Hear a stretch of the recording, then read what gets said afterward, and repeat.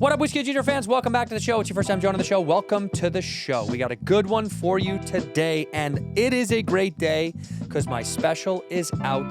White Noise, available on Hulu. Check it out, please. Go check out White Noise on Hulu. Spread the word. Tell everyone you know.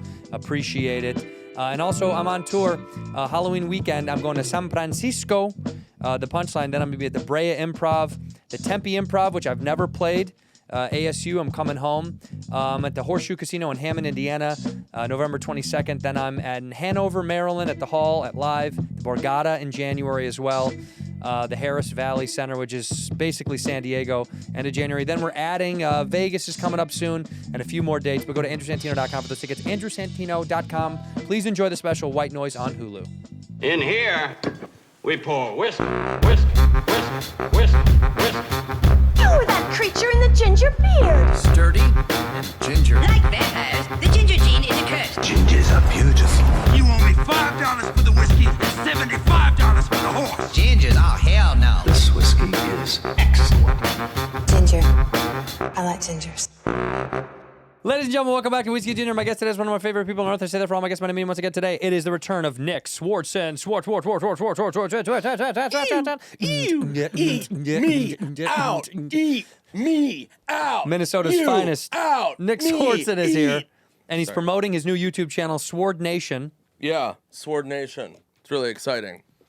So so I've got all my old stand-up, all these old clips, and then I'm gonna talk about drinking a little bit on the show today because I'm sober Kai, and but I'm going to tell some funny stories about drinking, but on my channel I'm gonna post a clip about serious kind of my perspective on drinking, which is a little bit more serious. So it's more serious if I'm too lighthearted, just know that I don't think alcoholism is hilarious. It's got some funny moments, but just so you know, that's it. That's My time. That's you guys. wrap Thanks it a lot. up. We're all fucking dead. Well, you have some funny moments. I mean, you almost died. You went blind. You're diabetic. Yeah. I got a trifecta. 3 for 3. Yeah, and I was asking you. First of all, I'm still fucking pissed off. What did I at do? Andrew? What did I do? I brought it up to your friend Bob Lee. I don't like that guy. Yeah. That you guys squeezed me out of the Family Feud episode. They did an episode of Family Feud. Let me just say right now, Family Feud is my favorite thing on planet Earth. Family Feud will fucking solve the world. It will. It's fucking great. It's all people from all different areas laughing, having a good time. Steve Harvey's hilarious. Show I me love it. Swardson. And they did an episode, and I wasn't on it. And I was really sad. And you know who's that's really to blame is Robert E. Lee. Bobby Lee said, we have too many people, we can't use Nick. And I said, okay, then you're gonna have to explain to Nick why we couldn't use him. Because you were supposed to be on our team, dude. Okay. By the way, we lost to Flavor Flav. Couldn't be more embarrassing. We That's lost right. to Flavor Flav. Oh my God. And you shouldn't lose to Flavor Flav at anything. Well, I don't know, man. rapping, he's a great rapper. Is he? No, you're right. What am I don't think saying? we know what the No. word great means then. We'll be right back. Chuck D. Shout out Flavor Flav. We loved you, Flav. No, we lost. Here's the question. How annoying is this? What do you do at night that you regret in the morning? And so give me your top 3 answers. Nick, what do you do at night that you'll regret in the morning? Meth, Yes. crack, Mm-hmm. homeless three-way. Yay! That's it. Were That was those top 3. No, we said drinking right Right. at night that you regret in the morning. course. We said eating bad food, like eating shitty foods. Yeah. And then we said hooking up, like one night standing that you regret in the morning, right? Okay. Legitimate answers. One night stand was not up there, which doesn't make sense to me. What was up there was exercise. Watch the fucking episode. Who in the Flavor world? Flav got that right? No, they didn't. Jesus. We tried to steal and we lost on hooking okay. up. But exercise. Who exercised that night that goes, fuck, I'm going to regret this tomorrow? That's not a real thing. I don't know. So I've America never heard misheard that. the question, I bet, and thought, what do you not do that you regret in the morning? And it was probably exercise. They meant, I didn't exercise yesterday, so I regret it tomorrow. Well, I don't even know. What is exercise? I don't. I'm lost. We're not going to knock out that diabetes like First this, of all, Nick. second of all, first of all, and second. First and second. Third of all. I was not far off because a homeless three-way is a one-night stand. Yeah. And crack and meth can be considered food. Well, crack is no. Meth is food. Crack would be An appetizer. an appetizer. Yeah, that's like a shrimp cocktail. So Flav would have gotten a lot of those. yeah, Flav would have gotten. Flav won though. Shout out to Flav, him and his charity. I met all 19 of his kids. Were you with us? You weren't with us. He brought all of his kids. In fact, 2 of his children. I'm not exaggerating. There was probably 12 kids. 2 of them met for the first time at Behind Family Feud. So you're right. Are you serious? My hand to God, they met for the first time. They even said, "Come down, God." Wow. The one kid even goes, "I never met him before," and I was like, "Who?" And he's like, "My brother." And I was like, "What do you mean you never met him before?" He's like, "It's the first time we're meeting." Oh my God. So Flavor Flav, like you said, Family Feud, bringing worlds together. There we go. Bringing worlds together. I swear to God, I'm obsessed with Family Feud. So that's my second favorite show. It was me and my wife's first, but now we're back on. We've gone back to Triple D. Speaking of which, we're having Guy Fieri Triple on D. Diners, Drive-Ins, and Dives. Oh. You out of your fucking mind, dude? I don't know. disrespect I don't Triple D. exercise. That I know, dude. Those shorts aren't selling it. Yeah, they are. They're nice.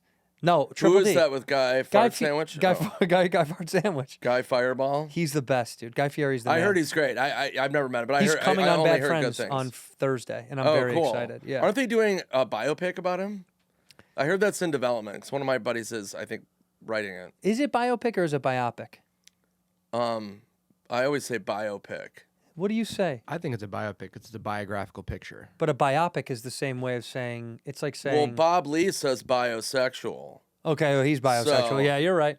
I think it's a I don't biopic. know. Maybe it is biopic. We don't know. What? I found pronunciation for it. What is it?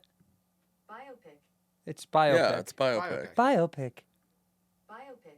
Biopic. Biopic. Yeah, we try. If you trust the robots. I just went Yeah. across 4 lanes of traffic in my buddy's Tesla on the way here today, and on autopilot, and it made me fucking pure panic. It freaked me out. What do you mean? What freaked you out? Does it know? Like it knows, but does it know when to go? Because the human crossing over 4 lanes of traffic does a thing of like we kind of know timing a little bit better So than the robots he was do. behind the wheel, Yeah, but the autopilot was on. and I've never even seen He it. wanted to show me how autopilot. He was like, crosses 4 lanes. Yeah, Yeah. Well, I mean, but it did work. do you go into driverless cars? That's one thing Absolutely I won't do. not. No, you mean like the Waymo? Yeah. Absolutely My not. brother does it, and he goes, it just prevents drinking and driving. And I'm like, call an Uber. Is that what Uber's? But you can also, if I'm fucking hammered, I'm getting behind the fucking wheel.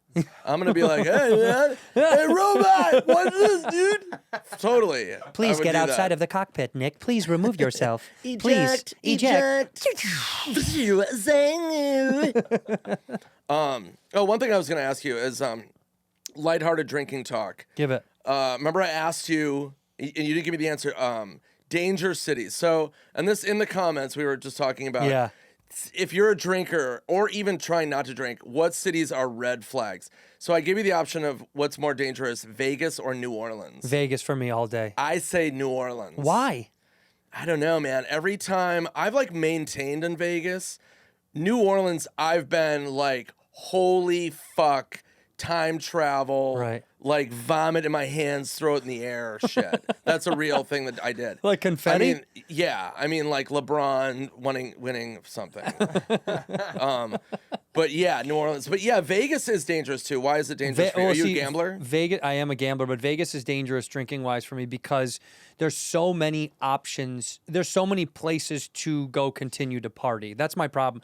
New Orleans, I feel like you can party, but it's kind of all the same. You're going bar to bar to bar to bar. But Vegas, you can like go to a show. You can go physically do a thing and then go drink there and then go somewhere else, then go to a bar or restaurant, then go to another thing. There's too many options to get fucked up, and it begs you to keep doing it. Where New Orleans is like, it was just bar to bar to bar for me. Like Yeah, Vegas. yeah. Yeah, but Vegas has everything you could ever You're dream. getting shit-faced at Cirque du Soleil. Yes. Then you're getting... Dinner, and then you go out to dinner, and then you get fucked up. Then you go gambling, get fucked up. Then you go to Top Golf, and you get fucking hammered. Yeah, there's Right. too many things to There's do. too many activities. Too much to do to get fucked up. And because you need one activity to get drunk at, and that's good enough. You don't need, and then we go here, and then we go here, and then we do this, and then we go gamble, and then we go to a show.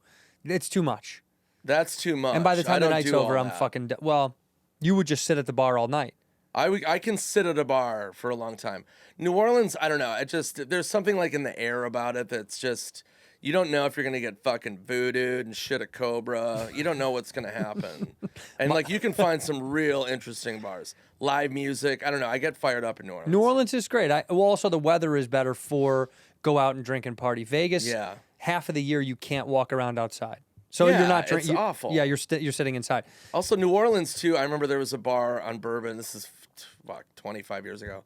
And I used to be the Barks Root Beer boy. And that was a New Orleans beer. Were you really? Yeah, it was like my first gig when I was like 19. But they had a bar, and we would drink till 6 a.m. I don't know if this is still, somebody can check me on this. There was a bar, you drank till 6 a.m., and then they would hose it down on the floor, and then they would be back at 7. So then we would go to this Clover Diner, it was called. So from 6 to 7, we would eat, and then we would just go right back. Hose the floor down from It all was the the vomit fucking, and shit. or just, I don't know, the smell. Smell of humans and Yeah, I mean, it's not this. I mean, it's not like somebody dropped their flowers, and it's like, oh, it smells too good.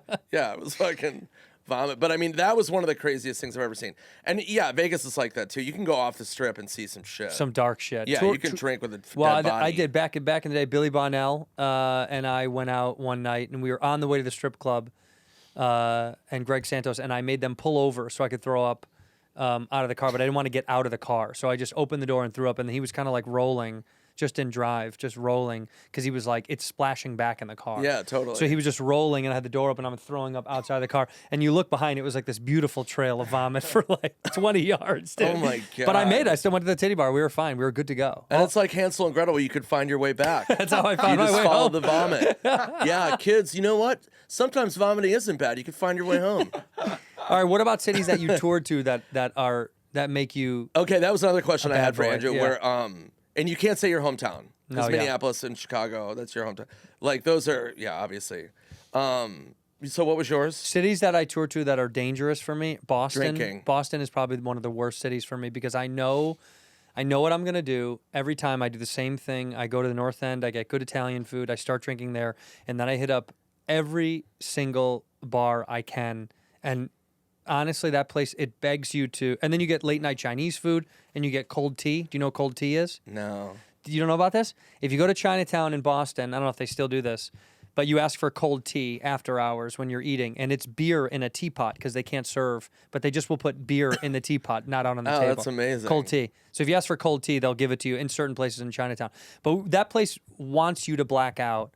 It cannot wait for you to, especially when it's Yeah. cold outside. Oh man, it's the greatest place to drink. Do they have a tea breeze? They have a tea breeze for guys like So, you. yeah. They do. Sweet little princes. Tea breeze. Can I get a tea breeze? Yeah, that was Boston. So this last tour I did, Toilet Head. I'm editing this special now. It'll be out on YouTube, hopefully before the holidays. But so I did the whole tour sober. I've never done that in 30 years. And I had 5 days off in Boston, and that was one of the things. I looked at my calendar, and I was like, "Hello, darkness, my old friend." And I did it. I powered through. But that was a city that What did you do in Boston on your days off? Let's go to the just park. write, man. Like I've just been writing. I've got 4 screenplays I'm finished, TV pilot. Wow. I'm just gangbusters, just trying to, because people, are always, especially right now, there's fucking no comedy. It's really horrifying. It's weird. Like I saw 7 movies in the theater this year.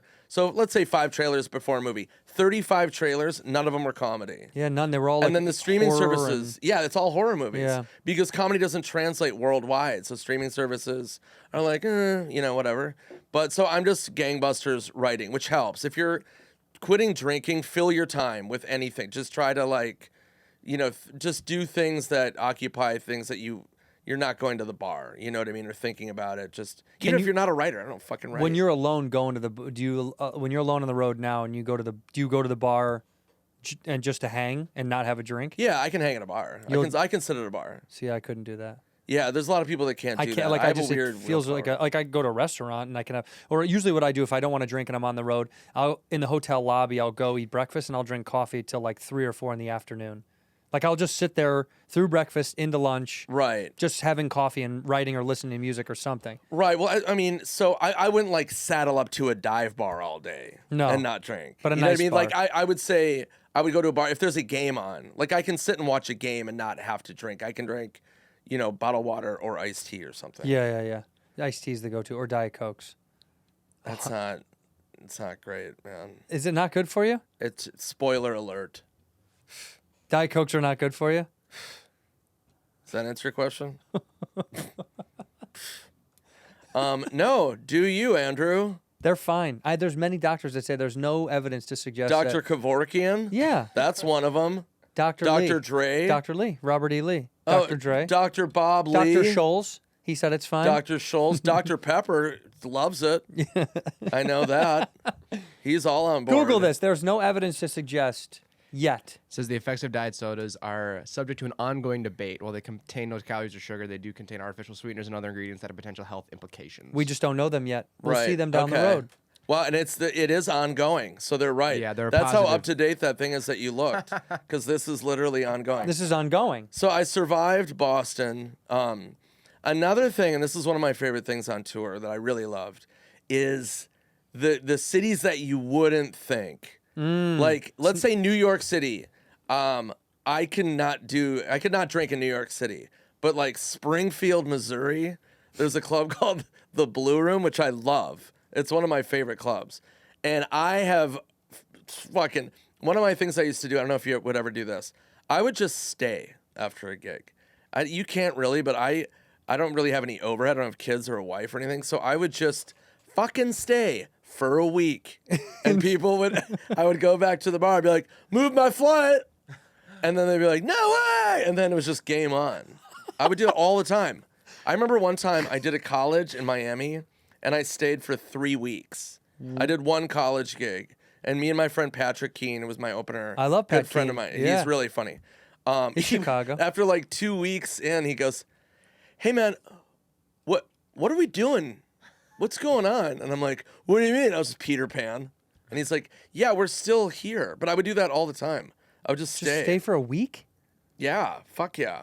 What are you doing? West Palm, I did the improv there, and I stayed for like 2 or 3 weeks. Just like going I just get hammered. We just hammered every day. Bar hop, love it. Just nothing else. I'm not glorifying alcohol. No, but it is rad. But yeah, did you ever have those? No. Was there a city that like snuck up on you where you were like, whoa, this is funner than I thought? Well, yeah. I've had a few where I've stayed. Well, Madison is like the biggest crush I've ever had. Madison is a city where like I feel like you get inundated with the booze at some point. You're like, I could move here. I could fucking move here. That's a really funny one because I've done that several times. where you're like, why couldn't I move here? I could buy a house here. This place is rad. Well, yeah. What's rent?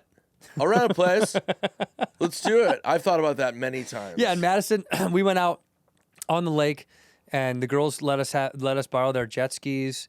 And I was like, this is the greatest day I've ever had in my entire life. Like, Madison, to me, every time I go, feels like fantasy town because it is a college town. Yeah, so it's I mean, just that's food. a big drinking It's just town. bars and food and hanging out. And it's just, and when it's the summer and the lake and you're like, so I have stayed extra days in Madison just to fuck around. Just because I was like, we love them. They're great. The family that owns the club, they're such good people. Like, and I enjoy the staff. So like, that's probably I have the most relationships at that club of any club I've ever played. Right. Like I'm friends with these people. We communicate all the time. Yeah. But all the other clubs, I don't really have that. I never had that with anybody else. Like Denver, maybe a little bit for a while. Comedy Works. Denver altitude though. Get too fucked up. Just The amount of times I've had to have people removed. One of my first nights headlining, a guy had to get removed because he was like nodding off and then he threw up all over the place. Yeah. He just got too fucking ripped. But too high. These guys are getting too high, not too drunk. Like most people at Comedy Works in the basement, they're drinking, but they're ripped out of their fucking mind high. Yeah. It's too Yeah, they're stoned. bonkers high. You never really loved getting stoned. I don't, but I take edibles. So when people talk to me and they're like, oh, you're sober now? And I'm like, no, I'm not sober. I don't drink right now. But yeah, I love edibles. I take them at night. You just don't like to smoke pot. It's too immediate. like at least some people argue that edibles, they don't like that because it hits you like really slow and then all of a sudden you're like, whoa. But I kind of like that because if you know how much you're taking, like if you're eating a Rogue cookie, like back in the day, my roommate was still a good friend of mine, Zach Galifianakis, and he would make cookies and brownies. And we, like, with edibles, that's been talked about a lot. That's the Wild West when you're eating a brownie. Good luck. Because you don't know. So if you regulate it, but now I just didn't like just being like, yeah, man, this is fun. No. Like I just like I can't vibe with that. And I remember I ran into Be Real on the Sunset Strip from Cypress Hill. Yeah, the man. And he was like, hey, what's up, man? He's a big Grandma's Boy fan. And they wanted me to open for them at House of Blues for Cypress Hill. That night? No. This is like it was some show they were doing. And I had a panic attack because I was like, oh no, I can't. And I don't think I could because of my tour, but I was like, oh no. And he was like, oh shit.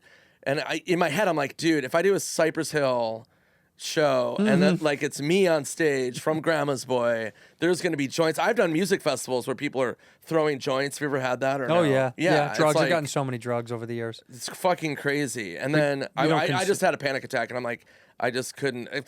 If I go from not smoking weed to a fucking blunt at a Cypress Hill concert, dead. That's like, bye. All of a sudden, I don't like smoking in circles with people that I don't know either. I get really nervous now at this age. When I was younger, I didn't care. Right. But like, I don't know how many years ago it was, but I went to go see Toots and the Maytals. Do you know who that is? No. Toots, reggae band. Toots was awesome. But the woman I was working for at the time, she knew them and was like, let's go backstage. And I was like, fuck yeah, let's go backstage.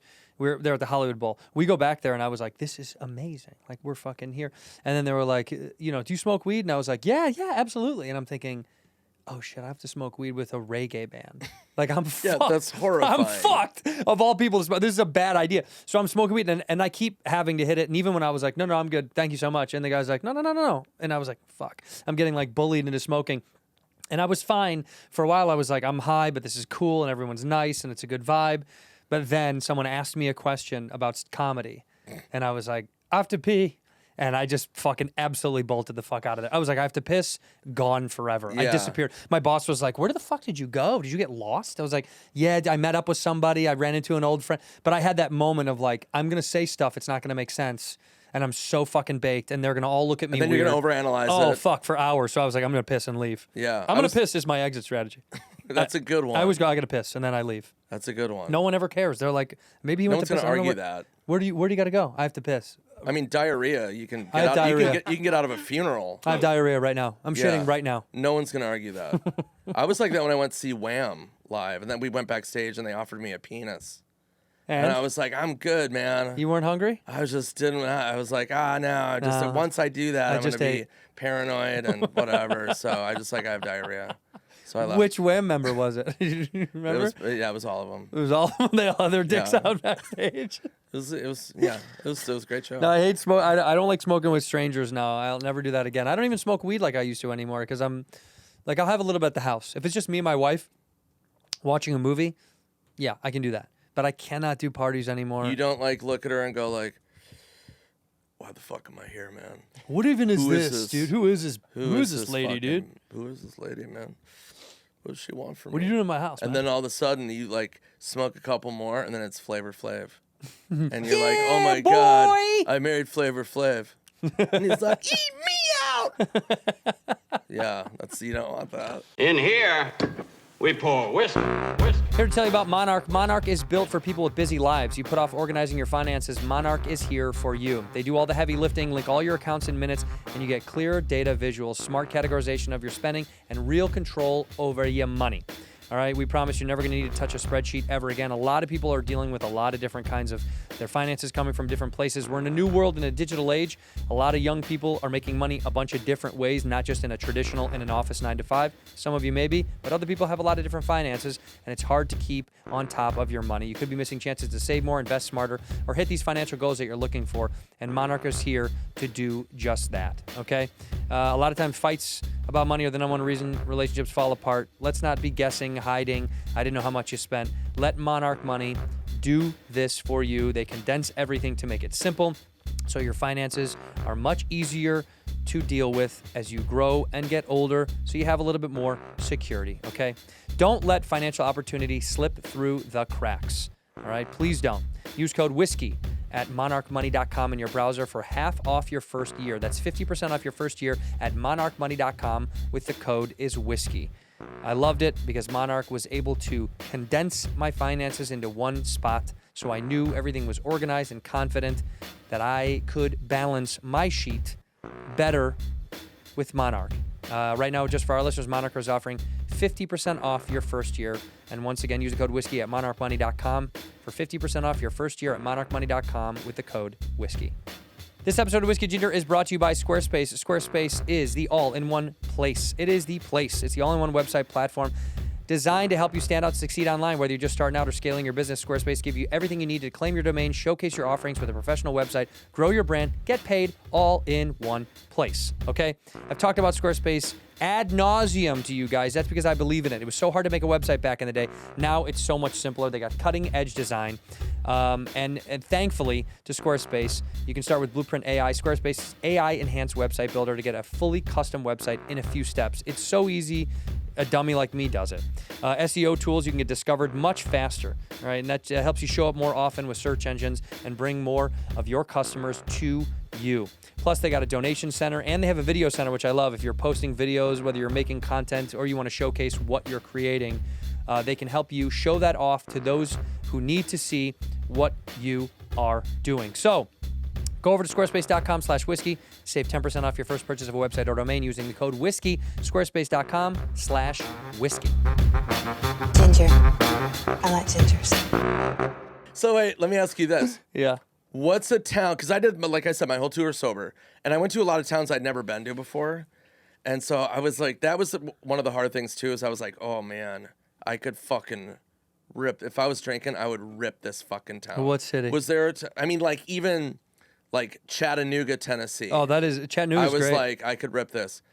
Tarrytown, New York. Super random Never and been. small. I think people from Tarrytown probably know it's like a Norman Rockwell painting, but I'm like, oh, they have a couple like little bars. I'm like, oh. Well, I'll tell you what I got lost when, this is great. My buddy Chris O'Connor, he took me back to Connecticut to go we were going to hang out, see his family. So we were driving back home from a gig and he was like, we just crashed at my mom's house. And I was like, okay. I was like, no problem. And it was Super Bowl. This is crazy. It was Super Bowl Sunday the next day. And my flight, it was just pouring snow. And my flight was in the morning was getting delayed. And then I was like, dude, this fucking sucks. I know what's going to happen. I'm never going to make it home for the Super Bowl. Like, this is going to get all fucked up. And O'Connor was like, let's go to like a little pub in town and let's just like wait it out and see what happens in the morning. We go there. We start getting absolutely bombed. And I did that thing where it was Greenwich, by the way, old Greenwich, Connecticut. And I did that thing where I was like, I could move here right now. Like the snow was falling soft. I was hammered outside on the phone. I was telling my wife, I was like, maybe I just stay for 2 more days. 2 more days, who cares? And we just drank all day. And then we went and got pizza for the Super Bowl. This is the fucking dumbest thing. We got so hammered at the bar. We went and got 2 large pizzas, went back to his dad's house, and we lit a fucking fire. So he had like we lit a fire so big, and we opened up the flue, I'm sure, but the fire sucked out all the oxygen. We fell asleep. I passed out through the whole Super Bowl. I didn't see one piece of it. Oh my God. I was hammered. I fell asleep in a lazy boy chair, and we woke up to the fire like crackling down. The game was over. I missed the whole fucking Super Bowl. Yeah. Because of Greenwich. But Greenwich is a small town where you're like, it's quaint and tiny and sweet and cute, but it's very like old school. It feels like you got off the ship after a long shift. Yeah. And you just go get shit-faced at this tiny little pub, low old ceilings. Those are my favorite. Yeah, that's the thing. That is the thing about alcohol, where it can turn a situation that sucks pretty fucking sweet. Pretty rad. You know what I mean? Like, right away. That's the thing where you're stuck at like an old bar and you're just like, oh my God, who's that fucking weirdo? Like, where am I? What am I doing? My flight's delayed. And then you just are like, I'm just going to rip it. And then you have 4 cocktails. That guy's name is Mark. He's staying with you anytime he comes to L.A. Fucking the owners, you're taking pictures. You got a T-shirt. Yeah. It's like all of a sudden, you become it went the king. from fucking hell to fucking Barnea, where you're just fucking, this is the greatest thing ever. It is kind of fun. I've done that a few nights where you're like, I'm going to start buying people drinks, and you befriend the whole bar. I did that at Jimmy, what is it, Margaritaville. in Tennessee outside. I fucking lost my mind at Dolly World. We got into a fight, Bob and I.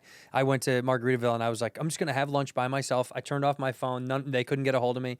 And I started getting hammered. And then a couple comes, sits next to me. They're newly married. I'm like, buy them a round of drinks. Their dinner. I'm going to buy their dinner. And then like the guy next to me starts chatting. He's like, I'm a big fan. I'm like, give him whatever he wants. I was buying the whole bar. I was like the king of the bar. When you do that, you're like, this is the greatest feeling in the world. Yeah, I think I work here now. It is king status, where It's you're awesome. like, a whole new world. I'm a leader.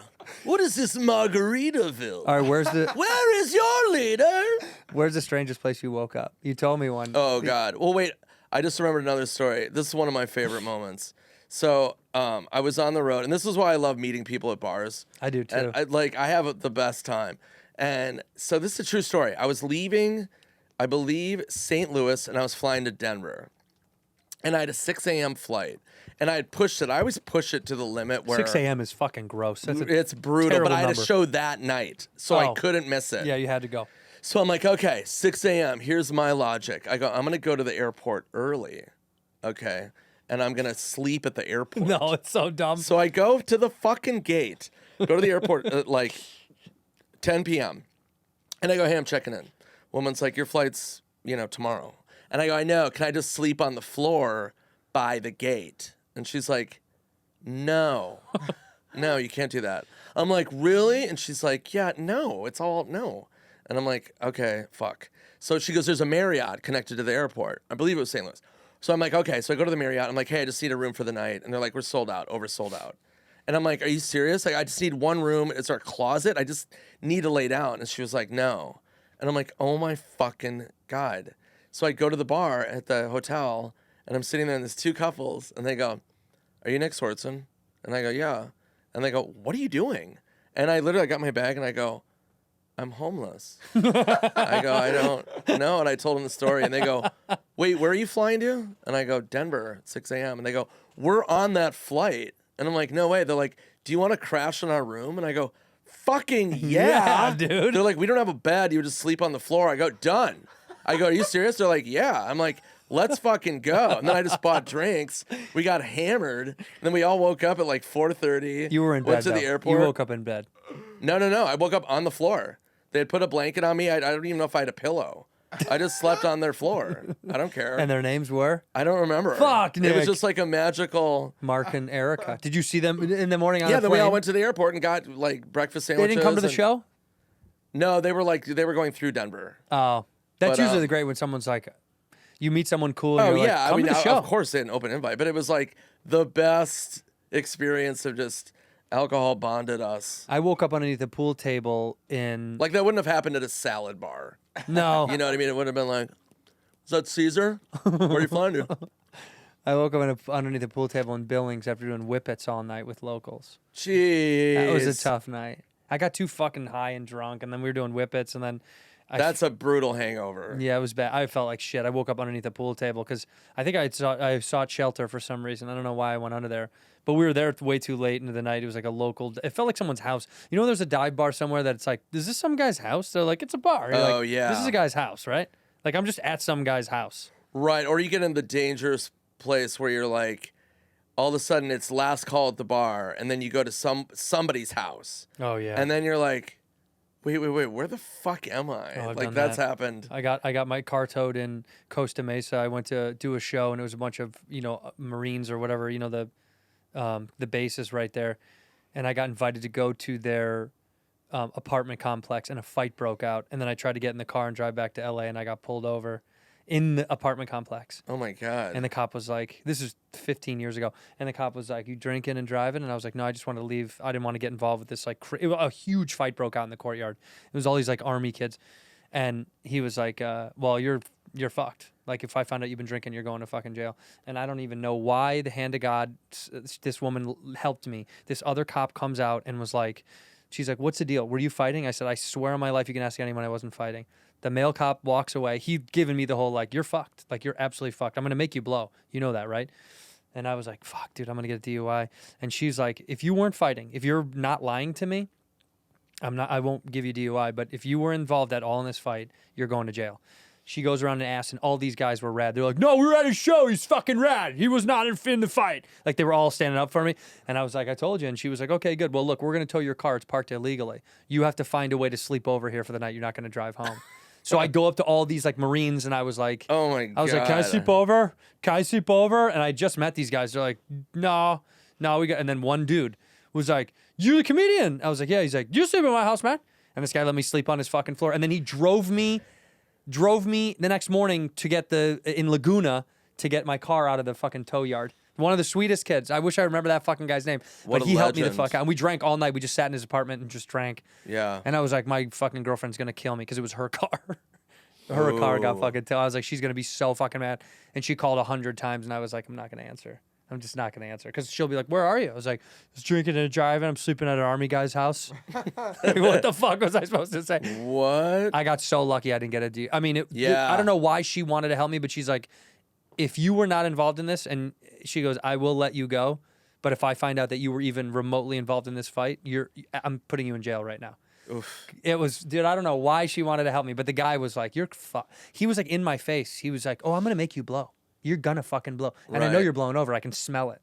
And I'm like trembling. I'm 26 and I'm like, Ugh. please don't kill me. Yeah. Dude. But by the way, if we're going to be serious for a second, No. never drove again.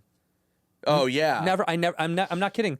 After that ticket, I never got into a car unless I had like one at dinner, okay? But I'm saying when I went out drinking, I never got into a car ever again. Yeah. And did like the fucking... It's the worst thing you can do.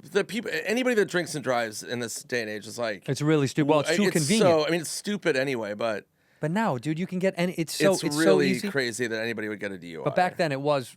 In LA especially, it was like, well, we have You're to drive. like, I got to get home. How am I? I don't. There's no other way to get So home. I started, like, I would sleep in my car, like, in the back seat. Oh, I've done Which that. is still illegal, but it's like, it's better than getting behind the fucking wheel. I don't. Why is that illegal? If the keys are not in the ignition, it's not. It's okay, right? I don't know, because if you're blacked out, you're all of a sudden, Yeah, you might. fucking playing F1. You might have drove. Yeah. So I got kicked out of the city of Laguna. I had a police escort. True story. I was staying at this resort, and I would do this thing. Back in the day when I was making all this money, I would pay for everything. So all my friends, I would go like, hey, let's go to Laguna. Go to this resort. I'll get the hotel rooms, like fucking 8 rooms. And we would just rage the whole weekend. I mean, Thursday to Monday, game on. So this resort, it's the second time I had been there. And there was it was 3 a.m, and my buddy had slammed the door really loud. And that hallway was right by the front desk. So this manager was like, had it with us. Right. We were pretty wild. So he's like, no. So he comes in the room. He's like, out. All of you out. And I'm like, oh, okay. So I thought he meant just the room. So he grabs me, and he knew who I was. And he was like, you and all your fucking friends out of this resort now. I called the police. Oh. So yeah, it's true stories. There's 8 of us. So the police show up. They're like, hey, what's going on? Then they see me. And they're like, and it was funny for them because they're like, really, Terry from Reno 911? Like, this is like 20 years ago. They were like, seriously? I'm like, I'm really sorry. I go, it was an accident. He slammed the door. I go, we're really polite people. We're partying. And they were like, well, they filed a complaint. They called us. You have to leave the city. And they're like, are any of you at all sober? No. And one of my friends, a big dude, he was like, I mean, I probably drank the least. So they breathalyzed him, and he was a notch below legal. Yeah, so they were like, 0.07. okay, well, we got to escort you out. And we're like, what do you mean? And so they, no, my friend had an SUV. So we piled in, 8 of us, piled in an SUV. They fucking drove us to Irvine and went to a Holiday Inn. And they went to a Holiday Inn, and the police walked in. They're like, do you have availability? And they're like, yeah, we have like 3 rooms. And they're like, okay. And I paid for them. We all just crashed at the Holiday Inn. It was like 3 a.m. Kicked out of Laguna is so rad. Kicked out of a fucking city. Police escort. So pretty stoked about that. Those are dangerous days, and we're But we happy didn't they're drink gone. and drive. So Still didn't drink and fucking drive. no. Yeah. No, my buddy was legal. And it's funny because where we come from, we were talking at breakfast about Midwest shit. Because in the Midwest, there's like, it's just nobody thinks about, like, everybody drinks and they all drink and drive. They literally all drink and drive. Like, everyone in the Midwest does that. If you live in the city, no. But if you live in the rural areas, everybody drinks and drives. Yeah. And Wisconsin, look this up. I think we talked about this. There was like a record-setting amount of DUIs this guy or maybe it was a lady had. Because in Wisconsin, there was no, you know how it's 3 strikes, you're out here? Like, if you get 3, your license is, like, indefinitely suspended. Wisconsin, for the longest time, had no limit on DUIs. And there you was get promoted, I think, after 4. Yeah, you become they president. call your job, and you're like, this guy's got balls. You're the president of Wisconsin. Move him up. Wallace C. Bowers has 18. 18. Dating back to 1988. The guy is Wait, cruel. 18 what? 18 DUIs. Oh, that's one human. One Yeah. guy has 18 DUIs. I guess this guy from Minnesota has gotten 28. Yeah, motherfucker. Well, you guys don't have a limit? Yeah, dog. That's so embarrassing. Minnesota. 28. Oh, my God. Did you Google who has the most DUIs in the United States? This Google guy, that. his name Bob Lee. Danny Betcher. Oh, you betcher. He has 28 and he just died. Let's give it up for Dan.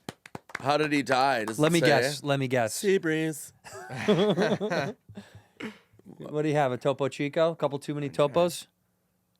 He died of a heart attack. Unexpectedly at his home of natural causes. Well, yeah, you naturally died of drinking too much. Yeah. That's natural. Naturally died. Naturally, this would Yeah, happen. your liver naturally yeah, exploded. naturally, you just die. Well, that's also a shout out to Brooks Whalen. We were just talking about our friend Brooks. I saw a clip of Brooks addressing that where he's like, and that happened to me too, because being from Minnesota and Brooks is from Chicago. Yeah, well, he's from Iowa, but yes. He's from yeah. Iowa, so Midwest. It's ours. But he said that when he moved to LA and he was drinking socially, people were like, whoa, like what the, you know how much you just drank? And he was like, yeah, I was like drinking on the way here. Like you know what I mean? I'm paraphrasing his bit, but essentially that's where people, when I would go to bars in LA or even like not even San Diego or stuff like that, people would be like, what in the fuck, man? I'm like, that's just how I roll. Like Just having a couple. Midwest, and people in the comments can leave like, East Coast is like that. I mean, even the South, it's just certain places where it's not a subculture, where it's like, it's just part of the drill. Right. Like when you wake up, especially, if you don't have to work or something, you just go to the bar. Yeah, well, it's and also drink all day. You drink all day because and also brunch. Brunch is a thing in Los Angeles. Brunch is a big thing. But brunch in the Midwest is we're gonna get tanked. Brunch here is like people want to go out and be seen and hang out. In the Midwest, you're going to get absolutely fucking annihilated. It's to drink. People here go to have brunch and they don't really drink. Brunch in the Midwest means we're gonna get fucked up. Brunch out here means we're going to have a late breakfast. Yeah. It's so funny because when I go home, my sister's like, brunch? I'm like, no, dude, I can't today. Come on. Chicks are into brunch. A bottomless mimosa. Yeah, but my sister Game can on. fucking party. He's party with my sister. She's Midwest. She's like, let's go to brunch. And I know what she means. She wants to get fucking ripped. She wants to get ripped into the night and then me pay for a fancy dinner. That's usually what happens. Is she's like, do you want to go to a Michelin restaurant while we're hammered? And I'm like, fuck yeah. That's dude. when you should really experience a $1,000 meal. It is a full honestly, blackout. it's actually fucking funny. It's actually the best to show up wasted to a nice restaurant. I mean, I've done that. Your expectations of being like whenever you go sober to a nice restaurant and you're like you just like are expecting so much and it always kind of lets you down a little bit. You're like, this was good, I guess. But when you're hammered and you walk in late wearing whatever you wore from earlier in the day, way funnier. It's way more fun of a night. Meanwhile, Andrew, when he's talking about his restaurants, he's talking about Panda Express. So when he's disappointed in the meal, it's because, yeah. Well, could loan me some money, dude. Maybe Please. I will. And maybe I will. Sebastian. What? Maybe I will. Have you been to these restaurants? I love him, dude. He's like one of the greatest guys alive. Sebastian did one of the craziest things. When he was first starting out, I remember there was a room in Vegas. And it's a quick story, but... What was the room? Beacher's Madhouse. Oh, yeah. Oh, yeah. And people would do stand-up. And it was a big, crazy variety show. Tell them about Beacher's in I L.A. remember Beacher's in L.A. is, I think, at the Roosevelt. Is it around still? I don't know. They used to put little Beacher's people... Madhouse was a wild show at the Hard Rock in Vegas.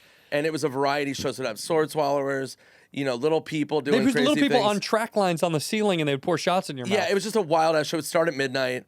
But they would have stand-ups, and I never wanted to do it. Jeff Beacher's a good friend of mine. Yeah. But I was like, this isn't like a stand-up vibe. So anyway, long story short, Sebastian did it.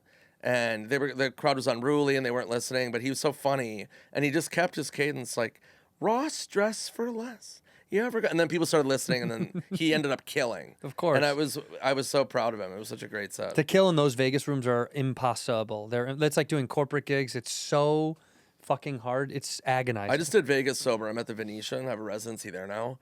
because the Mirage, they fucking tore down. I'm so sad. Sad that the Mirage is gone. I know, I love the Mirage. But the Venetian's still good. Venetian's great. They're phenomenal. Yeah. But it's funny. So I did, the last time I did it sober. And Vegas, when you're not drinking, is fucking wild. You got to fly in, fly out. Well, you're just like, I don't you wanna look stay. at people and you're like, am I in like the bar in Star Wars? You know what I mean? You're like, whoa. Like people are just like, and you're like, whoa, get me the fuck back to my room. It's just. It is bad. Especially Yeah. if you're at, it depends on what level of hotel you're at too. Because as you go down, they go wilder. Oh, yeah. Yeah, like I did Kimmel's Club when it first opened. Have you ever done that? No. Jimmy I've never had done a club in Vegas. I don't know if he has a club there anymore still. Brad Garrett had one. Laugh Factory, I did that one Comedy time. Cellar, right? That's newer. Yeah, the Cellar I've never done. Because you do like a week. I think you do I don't literally wanna the do whole a week. week No. in Vegas. But I God. remember doing the Laugh Factory for the first time there, and you get to eat in the bowels where the staff eats, like in the basement. And it's like a buffet in the basement. And it's the saddest, dude. It's Buffet of what? It's just rats. Just sashimi? rats, just little rats. Yeah, little tiny rats. Jesus Old Christ. Band-Aids. It was the saddest fucking thing, dude. It brought Band-Aid marinara.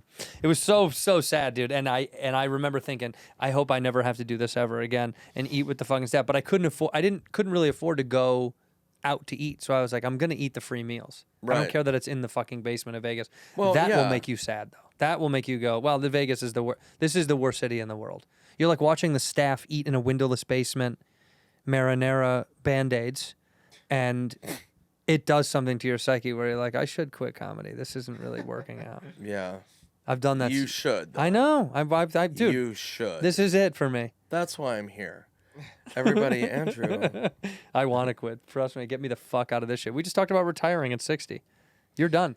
I know. That's why I don't 10 tell years people I'm and going you're to quit. I'm done drinking because I don't know. I feel like later on in life, because, you know, I'm not going to get into the Key West shit, but I lived in Key West for a year and a half, Florida. And then I saw people that were just super happy, and they were just old. They were old, like retired people, and they were just drinking and seeing live music, and that felt really nice. That is the way to go. Well, I said this the other day.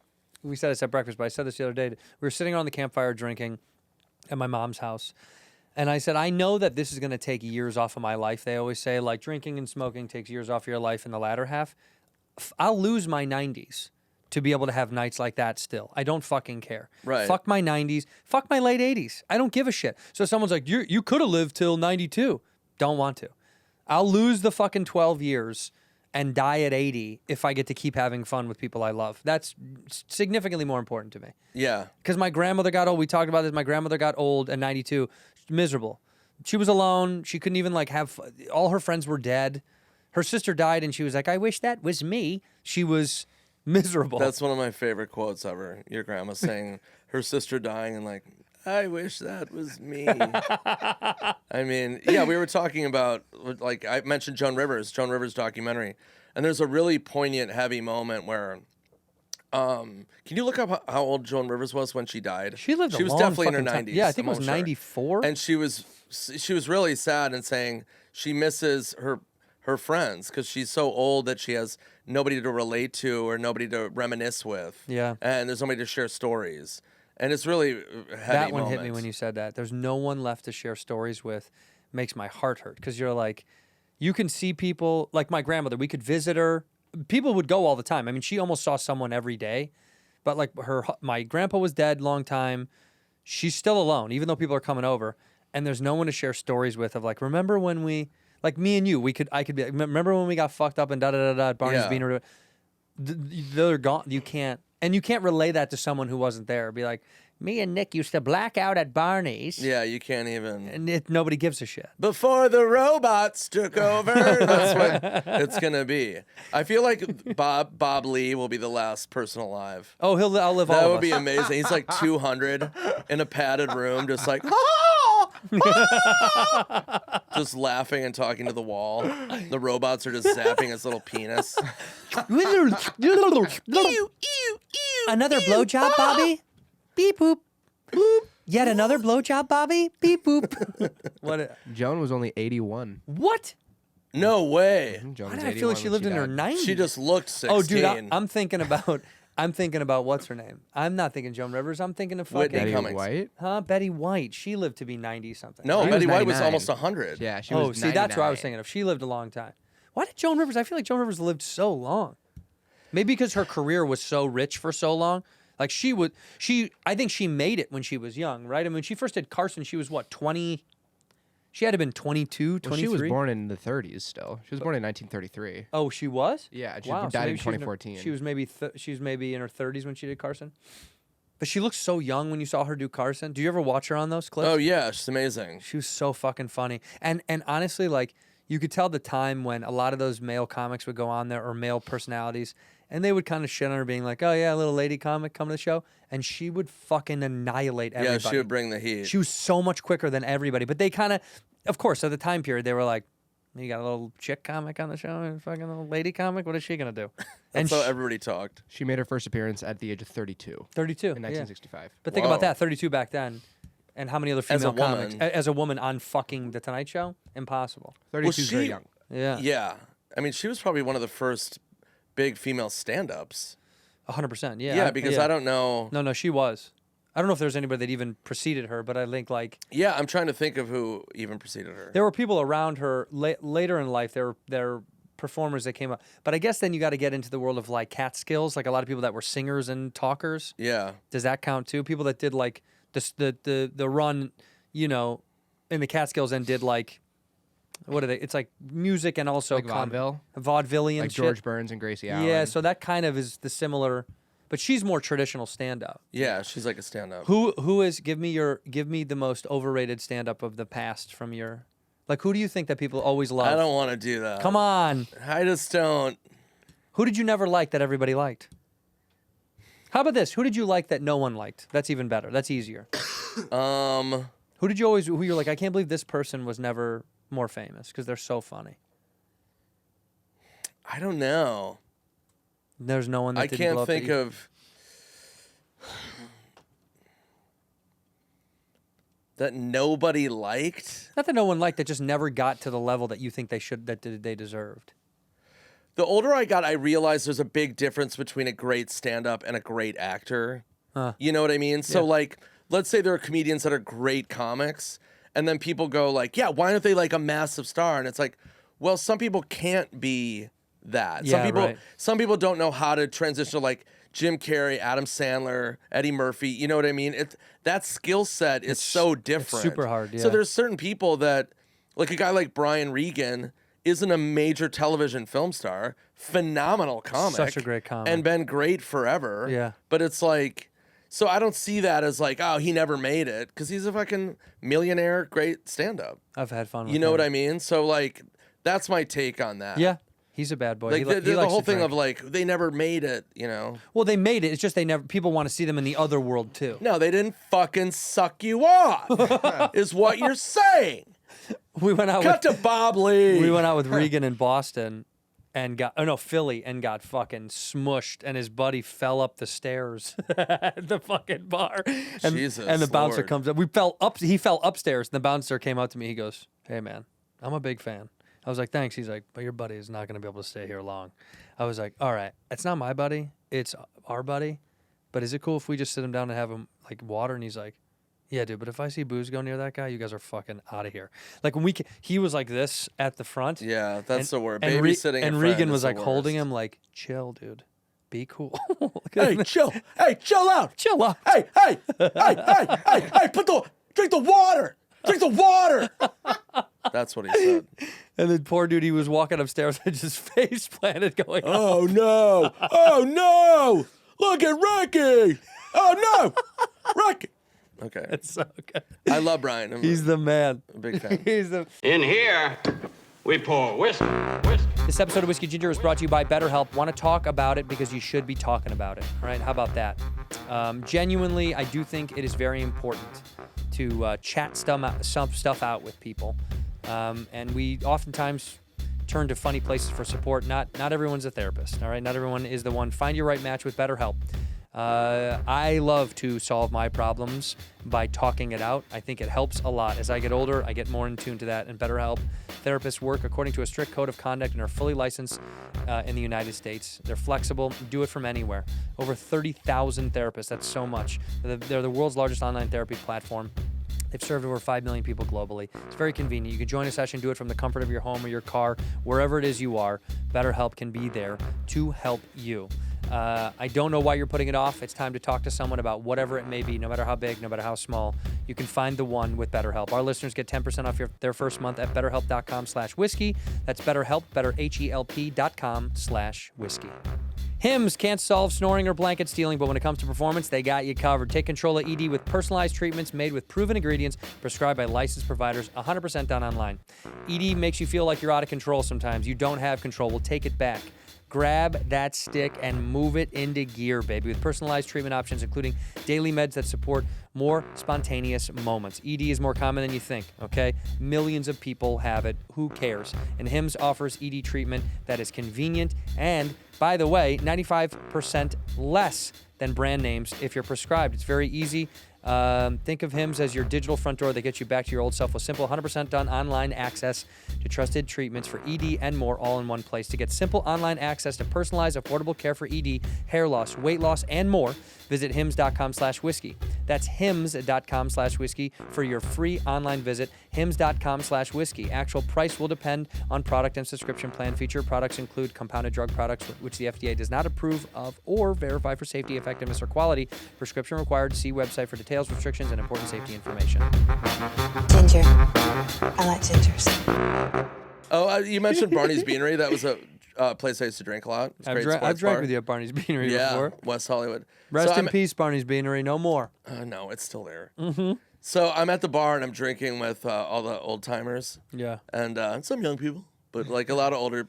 And we were just regaling drinking stories. And we were regaling heavy drinking and, just, whatever. And there's a guy in the corner and I didn't know who this guy was.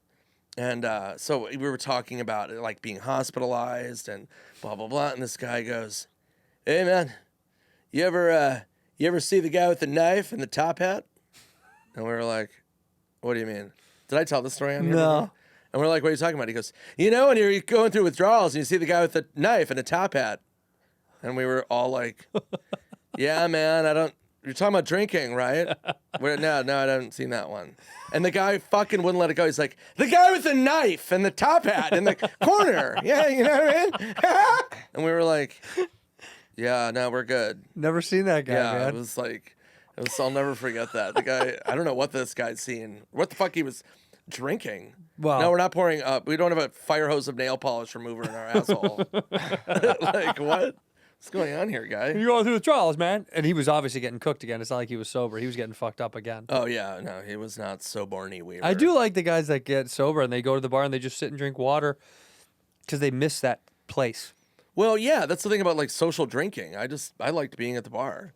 It's not that hard to sit at a bar. I mean, for me. It's hard. It's all different, yeah. I mean. I don't think I can go to a bar and not have I can go to a bar that's like a restaurant too. But if I go to just a bar, I can't. I don't. But what if you go to so you couldn't go to Buffalo Wild Wings and watch a football game? No, I can because that's a restaurant. That's what I'm saying. But if it's just a bar, if it's just a bar, where it's, but I mean, we talked about that, like a dive bar. I'm not going into But I have friends that go to those and they can do it. I'm a little jealous. I can't do it. You're jealous of them? I just want to be able to do that. I'm like, why can't I? Want to go with them make out? I'm not gonna make out with anybody. Nick, Yeah, don't be a pervert, dude. It's so weird. Yeah. You're fucking. You're fucking. I hate you, dude. I really kind of hate you just a little I know. bit. How funny would it be if Andrew died tonight? You say that. I know. I want my buddy used You're to gonna do regret that, dude. I know. Because now I'm gonna die. My friend from Chicago, director, he would do this. He was a big drinker, and he rode a motorcycle, and he would do this. He wasn't wasted, but he would have drinks, and then he would get on his bike. And his favorite thing to do is pull away and go, "I'm gonna live forever," and drive away. He was a comedian, and That's so awful. And he just was like, "If I died, I'd want that to be my last words," and he would do it. So dark. Comedians are dark people. He's alive though. He's totally alive. But it was and this is a long time ago. What do you want your last words to be? Who let the dogs out? Smart. I think everybody wants that. You think that's everybody's? Yep. Better be. Or I quit comedy. When are you going to be on the Toilet Head? Toilet Head hopefully will be out, which I recorded in Minneapolis at Prince's Club, First Avenue. Whoa. Yeah, I'm the only comedian to ever do a special there, or not many comedians have even done it. It's a famous, legendary venue. Great, all the bands have come through there. It's iconic. But wait, why did they let you do it? Did you put in a request for it? I hit them up and I was like, hey, because so there's 2 comedians on the wall, and this is a legendary wall, and it's me, I have a star, and Dave Chappelle. Whoa. But it was cool. It was a really fun experience, and I'm being from there. It's like iconic. Did Prince come? Did he show up? Yep. He did. He opened. Yeah, he opened the show. He ripped, huh? And closed. And featured. And I wasn't there. I did my little special in Minnesota, and I told you when I was going to do it, I was excited to do it. Pantages, and it was rad. It was like so much. The first night, I was like, things need to be changed. That was the thing I learned about specials again that I forget because I'm not like when people do them every year. I do them every like 4 years or 5 years. Yeah, But I forget about how much tech is in versus a regular show. So I was like, these lights need to be fucking gone.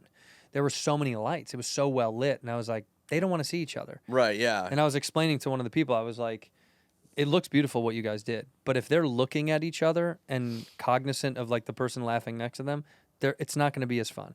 They want it to be this like this little secret, this little like they're in on it together. And then once we changed the lighting package, it was so funny how the second show was like a literal world of difference. You were like, it's way different. I mean, and people can leave in the comments when you go to a comedy show, you don't want it bright. I make sure that's one of the things is like as dark as you can. Yeah. Because you don't want to. I love when when someone's not familiar with it and they're like, isn't it too dark out there? You're like, you want it pitch black. If it could be pitch black with just them seeing just you, perfect. Yeah. If it's not distracting for them getting up and fucking knocking into other people, I was like, it's the darker the better. Because whenever there's a little bit too much light, you can like see people's faces and they're looking around at other people. It's the weirdest fucking thing. Yeah, it's really weird. People don't want to see I think the psychology is people don't want other people to see them laugh because people are conscious about how you look when you laugh. Some people are self-conscious about their laughter. Yeah. And some people like don't want them to know that you think something's funny that might be inappropriate. Right, yeah. That's why, and then I'm curious also in the comments, do you think a comedy show is a good first date? Oh. I'm always curious about that because in one sense it gets out that like, okay, I can know where this sense of humor, this person, like where they're at, like what they think is funny. Because it's like that with movies. Like my movie Grandma's Boy that I did, I have people go like, oh, this chick I dated hated the movie, so I knew this wasn't going to last because we didn't have the same sense of humor. Right. So I'm just wondering if that's like that with stand-up. It's got to be, right? Like I went on a first date once to a stand-up show and it was so nice because she suggested it. This is before like I did stand up, and she was like, "We should go to a comedy show." I was like, "Oh, this is amazing." That means like I know she's not gonna be uptight if I say some out of pocket nonsense. Right. She won't be like, "Oh my god." Who was your first show, Bob Lee? My first stand up show was Pablo Francisco. Oh wow! How crazy is that? That's not even that old. Tempe Improv. Oh yeah. It was when he was like cruising. This was 2004. No, 2003. Whoa. Yeah, 2003. Right? Yeah. 2003. Yeah, it had to have been then. Yeah, that had to be right. Because he did... You say not that long ago, but isn't that crazy? That's 20 fucking years ago. I know. My first Comedy Central Presents was 2000. So my first Comedy Central Presents, which was my first half-hour special, was in the year 2000. 25 That's years 25 ago. Years ago. So I did the math, not complicated, but 25 years from 2000 was 1975. Holy shit. So if I met a comic in 2000 and they're like, oh yeah, my first special was 1975, that would sound like a fucking so long ago. And it's so horrifying. It's only because the 2000s seem to have like bled together for some reason. They've all bled together. Yeah. That's my obsession right now. They've all bled together. Pablo Francisco, though, is just a banger of a comedian. He was back then too. Was one of the strongest comedians of all time. He killed so fucking hard. And I remember the whole show was... The whole show was as much energy as one person could possibly distribute. Yeah. He was fucking unreal. Yeah, it it's was, wild. It was crazy. And we bought the CD afterwards, and he signed every CD. Back when people used to sell What was it, fucking Knee to the CDs. Groin? No, it was it's at my mom's house. Tap, tap, tap, tap, tap, tap, tap. What is it? What was Pablo's it was 2000 and Is it self-titled? maybe it was self-titled. Maybe it was Pablo Was it Pablo. Bits and Pieces? Bits and Pieces. Bits and Pieces. That's got to be Oh, it. okay. What year was Bits and Pieces? I'm pulling it up. Or was it Sausage in 2000?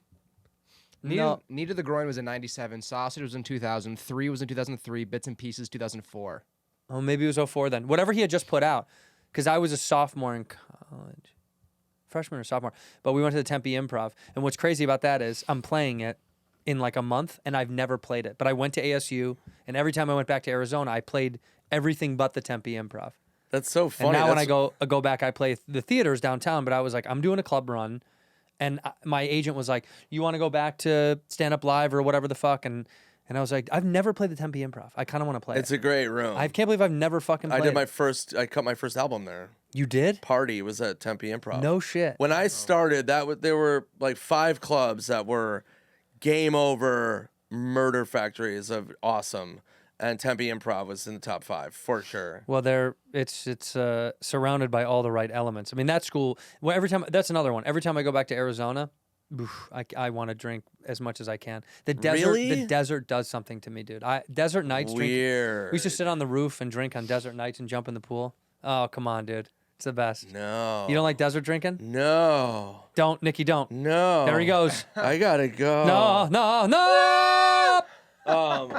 No, I don't like drinking in dry heat for some reason. Doesn't bother me. It's so nice at night. In the pool, drinking. Oh. Do you like summer or winter drinking? Winter, way more. Winter's king. Right. But getting fucked up in the snow is my favorite thing in the world. Okay. Why is that? Were you born in an igloo? Try it again. Why? Were you born in an igloo? That's good. I like winter drinking. Hey, Andrew, was your dad a snowman? Mark Snowman. Oh, were you born on Christmas Eve? Is this going to be in Toilet Head? What do you like? You like summer drinking more? I think winter drinking is the best. I'm going to say fall drinking. You got football. It's a little crisp. It's not tits up cold. And it's not summer hot sweat. Fall, dude. Fall is nice. A good October bender. You know what I'm saying? Start the 1st, and you go right into Halloween, squeeze in about 4 or 5 NFL games, and then fucking let's go, dude. You got a jack-o'-lantern up your asshole, and then you're fucking blowing Dracula. Game on. What were you saying? Okay, let me bring you to that. Yeah. And we'll go to the comments, What, too. blowing Dracula? Yep. How many vampires? No. Favorite holiday to drink? Favorite drinking holiday and why? Oh, this is tough. Maybe. I'll step in with mine. Yeah, what's yours? I'm gonna say honestly, with all the components, I'm gonna say Thanksgiving. No. Because the biggest bar night in Minneapolis, at least, was the night before Thanksgiving. The bars were fucking out of control. Everybody would go out because they had the day off the next day, and all you were gonna do is have food made for you, and the food was bomb. Yeah. And it was that to me. I always loved that. And then you would take a nap and then go out drinking the night of Thanksgiving. My favorite drinking holiday has got to be the 4th of July. Yes. Yes. You know why? Why? Because I love America. I love fireworks. I love hot dogs. My dad would throw a party every year, a big rager. And also I moved to Los Angeles on the 4th of July, so it means something to me. Now, I'm being genuine. It was like I moved here. I literally got in a truck and moved to LA, and I got here on the 4th of July, and fireworks were going off, and I was like, I'm in LA. Yeah, but don't you think this, because I love 4th of July too, the only thing about LA is that's way different than the Midwest is fireworks and like how crazy and wild it gets. It's insane. I've never found a 4th of July. I've had cool like 4th of Julys here, but the Midwest is like you go to Wisconsin, you load up on fireworks, and then it's fucking Armageddon. Back it up, Terry. Yeah, it gets Yeah. insane. Yeah, everybody's almost ready to like light their arm on fire. in the Wicked Midwest. dangerous. Yeah, it's very. But I just love drinking on the 4th because it's just I don't know. I feel like everyone is so much nicer and happier on the 4th. Christmas Yeah, is kind of it's great. stressful. Christmas, not a Too fan. stressful. Not a fan. 9/11 is kind of fun. Kind of fun to drink. Well, it's a holiday, It is a holiday. unless you forget.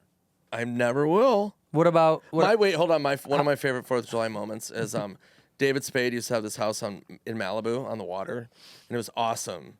He got rid of it, but Loser. So he's having a 4th of July barbecue. It's just like maybe 5 or 6 of us, and I had gotten Roman candles, so we're shooting Roman candles off on the beach, and towards the water, and all of a sudden we see this person, and it's a private beach. There's probably 25 houses on, but this guy's walking down the beach toward us, and there's like this kind of glow.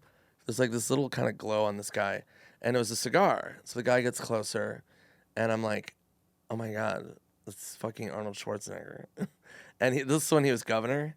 So me and David are sitting there with Roman candles, and Arnold walks up and he's like, "Hi guys," and we're like, "Hey." And we kind of know him, like his son Patrick is a friend of mine, but he was in Benchwarmers and stuff. So Arnold's like knows David. He's like, "Hey David," and we're sitting there with fireworks, which are illegal, but we're just shooting him at the water. But he goes, "Don't you know fireworks are illegal?" Ha ha ha! And then walked away. Walked away. I was like, yes. The governor did you right. Yeah, that was pretty amazing. Arnold, don't you know fireworks are illegal? Ha ha ha! Then we heard a Illegal. clicking sound behind him when they're invisible. Terry, I love you, Terry. Terry! One of the best characters. Skate on my boner! And then his head fucking went crazy. Becomes a T200. Yeah, I love fireworks. They're really fun. They're so much fun. I just don't like how we do them here. I think here they get set off for like 5 days after 4th of July. You're like, that's enough. Well, and we have fires, so it's like It's a little horrific. it's chaos. Yeah, it's really you gotta horrifying. slow down. That's one thing I'm kind of bitter about Wisconsin is that growing up, fireworks were legal, and they had an extra hour of bar time. Yeah, and So you guys in Chicago would have some bars would be open until 4. Yeah, we have 4 AM Minnesota, bars. fucking last call. Some bars would be 12:30. What? Oh yeah, That's Because bar insane. time was 1. So like, if you knew the bar time, you could drink till 1. But sometimes some places would be like, 12:45. They'd be like, "Yep, wrap it Really? up." Oh, wow. Which is a catch-22 because it's you go home. I mean, you can still drink at home, but Yeah, but you'd also get as hammered as you could before you had to leave. So it was almost like you're drinking way more than you needed to. then you pound it out, Yeah. or you drive. If you were really needed it, you would drive to Wisconsin for that bonus hour. Bonus hour. Scotty, you could drink at 18 for a while, or if you're accompanied by an adult, you're allowed to drink at Yeah, you know what it restaurants. is now? You can drink in Wisconsin 8. 8. Yep, they lowered the drinking age to Good. 8. That's good. and that's you good. can drive. Well, because you can work at 8 now in Wisconsin. Yeah, Get yourself over to the cheese curd factory. yeah. Go get curds. some curds. Some cheesy curds. Some cheesy curds. Some cheesy curds. God, that sounds scary. Cheesy It's even curds. cheesier. Nikki, your special will come out eventually. I hope the kids watch it. Yeah, check out my YouTube channel. Check out his YouTube channel. Go to Sword Nation and go check out Nick is on tour right now. No, he's I'm going to be not, going actually. to Poughkeepsie. He's going to Des Moines. He's going to Wait. San Antonio. Oh, no. We're planning your tour now. What? Tallahassee. That's horrible routing. When are you going back? That's horrible When routing. are you going back out? I'm not going back out for a while. I'm trying to Good. get back on camera, so I'm developing this pilot, trying to get this movie off the ground to shoot this year. Do I have a role in it? And then, yes, I'll find something. I'll find something for you. Please. No one wants to Are hire you me. okay with playing Bob Lee in a biopic? In a biopic? In a biopic, it's got to be in a biodome. The whole cast is bi. Yes or no? Two You've bi gotta do guys on a Asian bicycle? face. Yeah, What? I'll do Asian face for you. Okay. Just give me some tape. Yep. All Go right. to Nick's YouTube channel. Go to Sword Nation at Sword Nation on YouTube. One of the funniest guys alive. I love you and thank you for coming again. And look in that camera and say one word or one phrase to end the episode. This is how we do it. In here, we pour whisk, whisk, whisk, whisk, whisk. You were that creature in the ginger beard. Sturdy and ginger. Like vampires, the ginger gene is a curse. Gingers are beautiful. You owe me $5 for the whiskey and $75 for the horse. Gingers? Oh, hell no. This whiskey is excellent. Ginger. I like gingers.